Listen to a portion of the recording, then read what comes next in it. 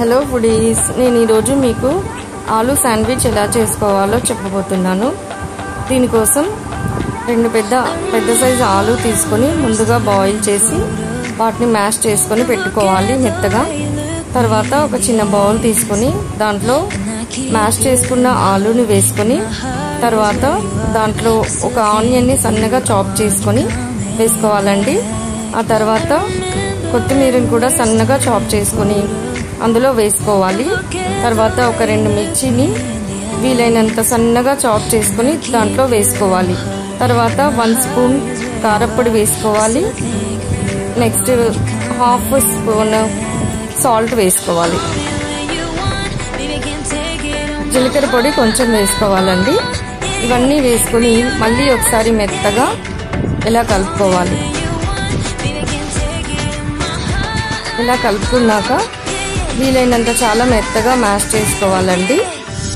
స్పైసీని ఎక్కువగా ఇష్టపడేవారు ఇంకొంచెం 1 స్పూన్ కారం యాడ్ చేసుకోవచ్చు. తర్వాత ఒక ప్లేట్ తీసుకుని దాంట్లో ఈ బ్రెడ్ స్లైసెస్ని వేసుకుని దానిపైన టొమాటో కెచప్ని స్పూన్తో ఇలా స్ప్రెడ్ చేసుకోవాలి.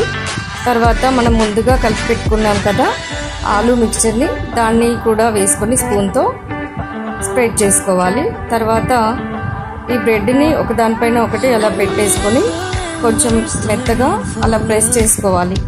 తర్వాత స్టవ్ ఆన్ చేసుకుని ఒక ప్యాన్ పెట్టుకొని దానిపైన బటర్ కానీ ఘీ కానీ వేసి వీటిని ఒకదాని తర్వాత ఒకటి కాల్చుకోవాలి.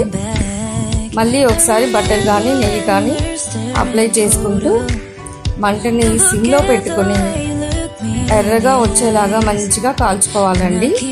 తర్వాత వాటిని చల్లారాక ఒక నైఫ్తో ఇలా ట్రయాంగిల్ షేప్లో మధ్యలోకి చక్కగా కట్ చేసుకోవాలండి. ఇలా కట్ చేసుకున్నాక వీటిని టొమాటో కెచప్తో సర్వ్ చేసుకోవాలి. వీటిని ఈవినింగ్ స్నాక్స్ లాగా పిల్లలకి టిఫిన్ బాక్స్లో లంచ్ బాక్స్లో కూడా స్నాక్స్ లాగా పెద్దవాళ్ళు కూడా తినచ్చండి. ఈవినింగ్ స్నాక్కి చాలా బాగుంటుంది. టమాటో కెచప్తో సర్వ్ చేసుకుంటే చాలా చాలా టేస్టీగా ఉంటుంది.